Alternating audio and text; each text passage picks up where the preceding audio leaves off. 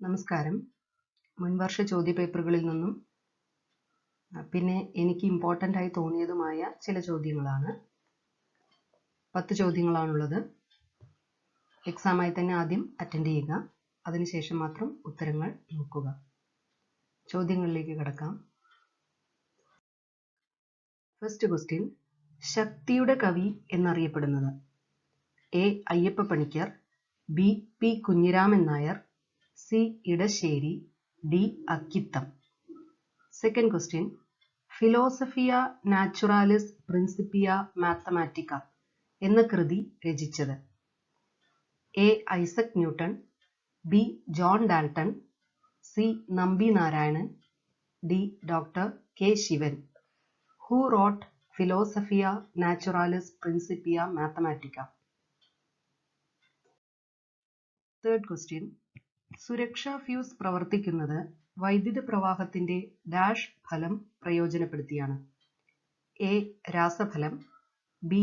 യാന്ത്രിക ഫലം, സി. താപഫലം, ഡി. പ്രകാശഫലം. Which effect of electric current is utilised as the working principle of safety fuse? A. Chemical effect, B. Mechanical effect, C. Heating effect, D. Light effect. Fourth question, രക്തം കട്ട പിടിക്കാൻ സഹായിക്കുന്ന vitamin ഏത്? A. Vitamin A, B. Vitamin K, C. Vitamin B, D. Vitamin C.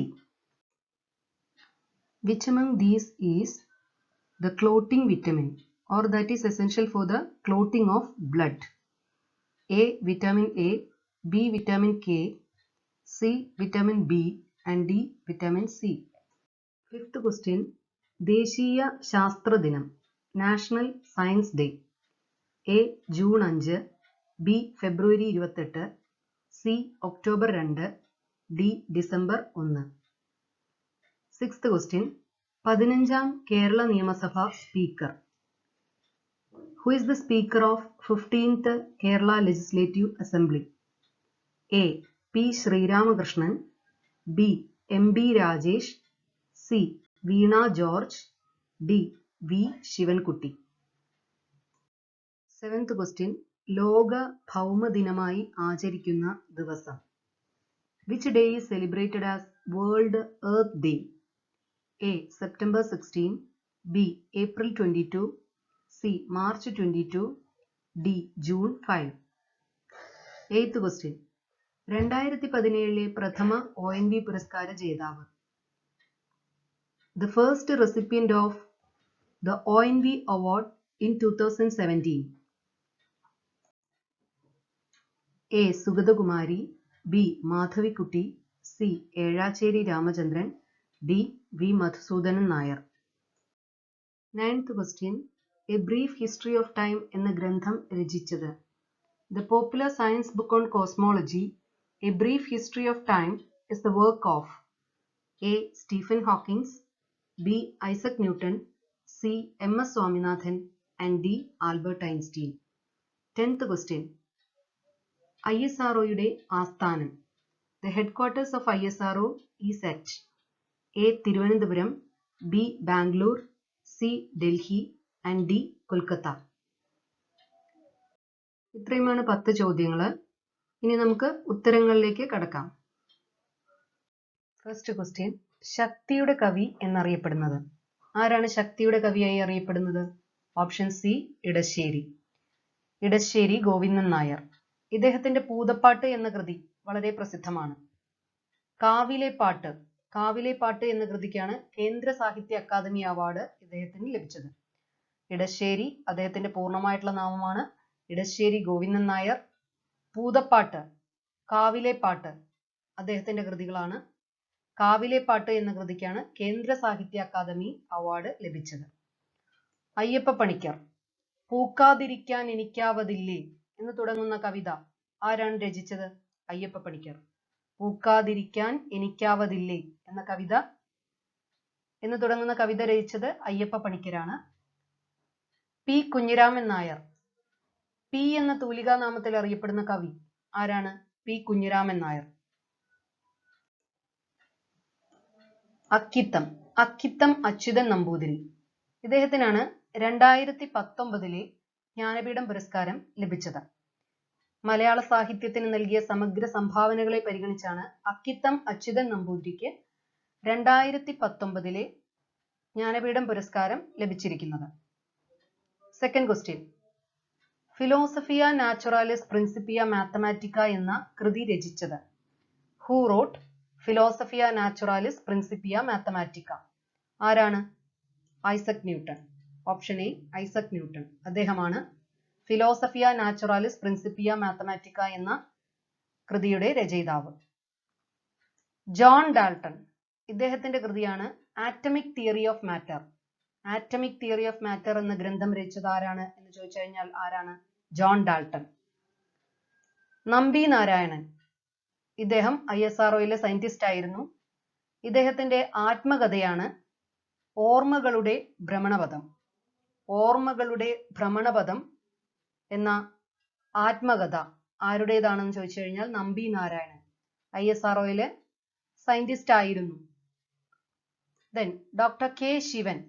ആരാണ്? ഇപ്പോഴത്തെ ISROയുടെ chairman ആണ് doctor K Sivan. ISROയുടെ ഇപ്പോഴത്തെ ചെയർമാൻ ആരാണെന്ന് ചോദിച്ചാൽ ആരാണ്? Doctor K Sivan. Third question.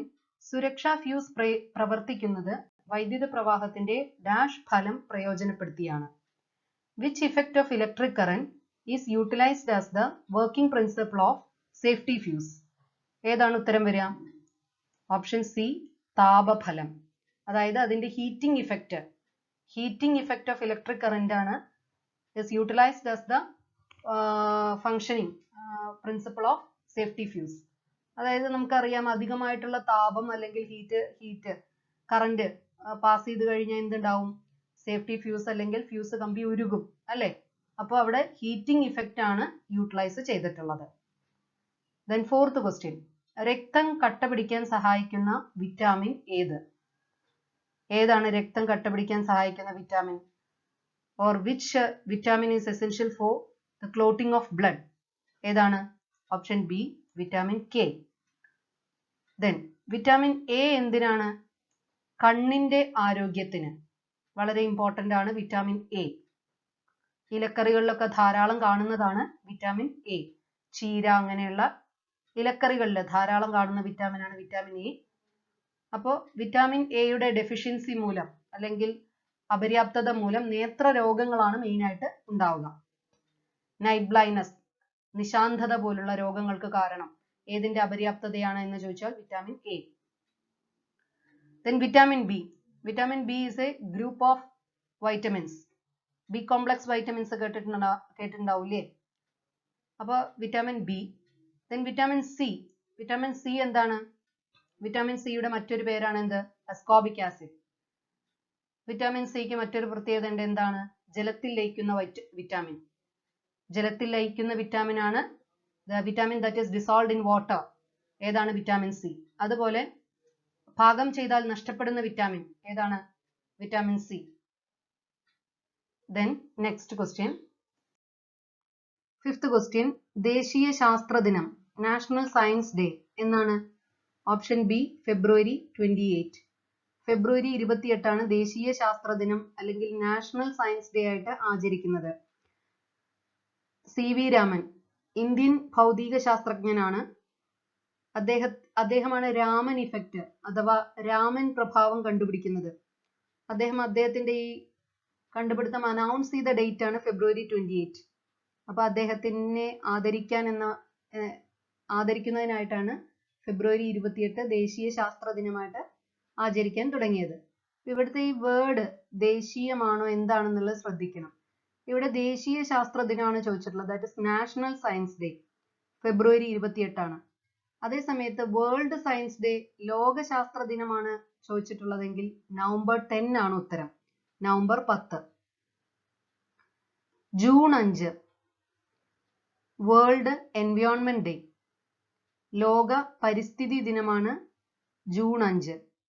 പരിസ്ഥിതി സംരക്ഷിക്കുന്നതിനെ കുറിച്ച് നമ്മെ ബോധവാന്മാരാക്കുന്നതിനായിട്ടാണ് ഐക്യരാഷ്ട്രസഭ എല്ലാ വർഷവും ജൂൺ 5 ലോക പരിസ്ഥിതി ദിനമായിട്ട് ആചരിക്കാൻ ആഹ്വാനം ചെയ്തത്?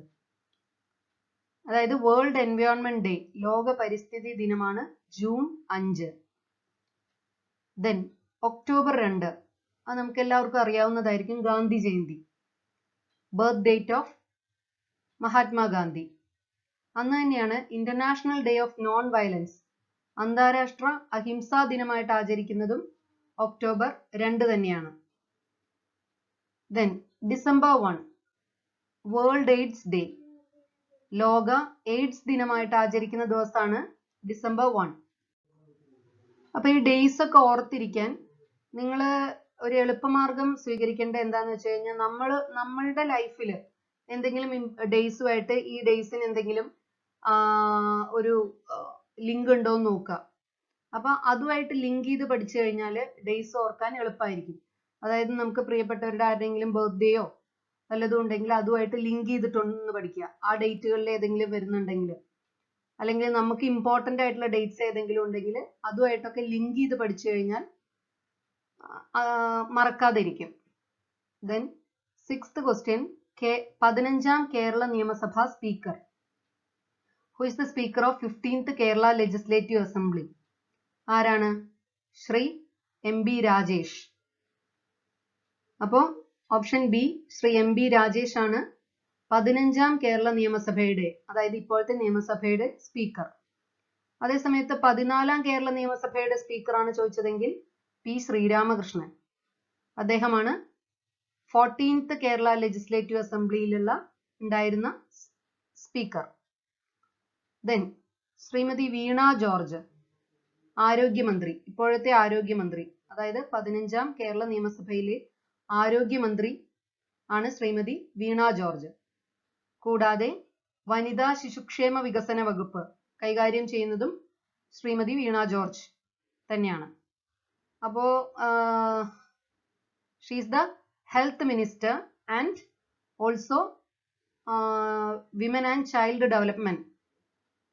ഈ രണ്ട് വകുപ്പും കൈകാര്യം ചെയ്യുന്നത് ശ്രീമതി വീണ ജോർജ് ആണ്.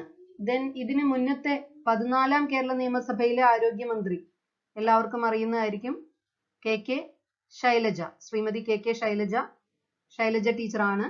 സോ അപ്പോ ഏതാണോ ചോദിച്ചിട്ടുള്ളത് അത് നോക്കിയിട്ട് വേണം ആൻസർ ചെയ്യേണ്ടത്.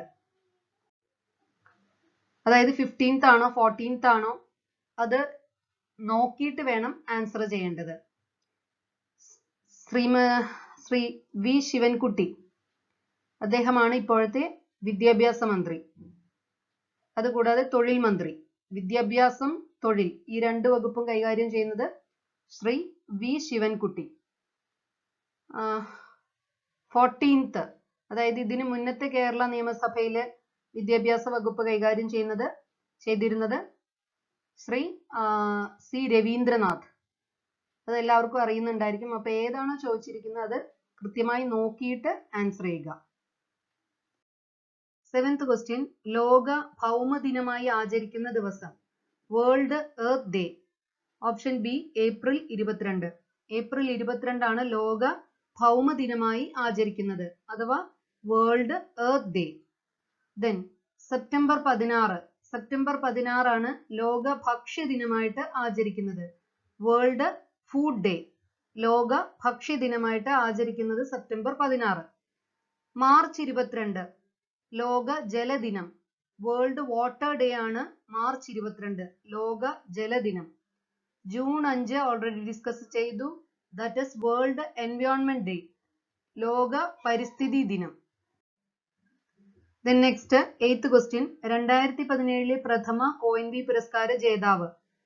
Who was the first recipient of the ONV award in 2017? ആരാണ്? സുഗതകുമാരി. Option A Sugathakumari. രാത്രിമഴ എന്ന കൃതി ആര് രചിച്ചതാണ്? സുഗതകുമാരി.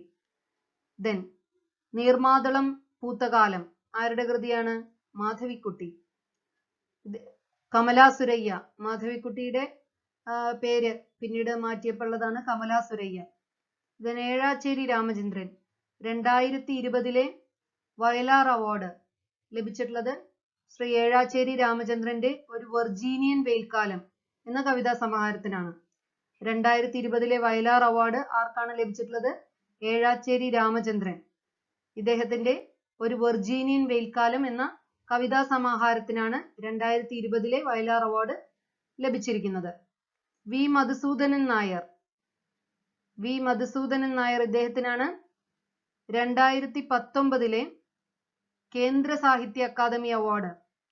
ഇദ്ദേഹത്തിന്റെ അച്ഛൻ പിറന്ന വീട് എന്ന കാവ്യത്തിനാണ് 2019 കേന്ദ്ര സാഹിത്യ അക്കാദമി അവാർഡ് മലയാളം വിഭാഗത്തിൽ നിന്ന് ലഭിച്ചിരിക്കുന്നത്.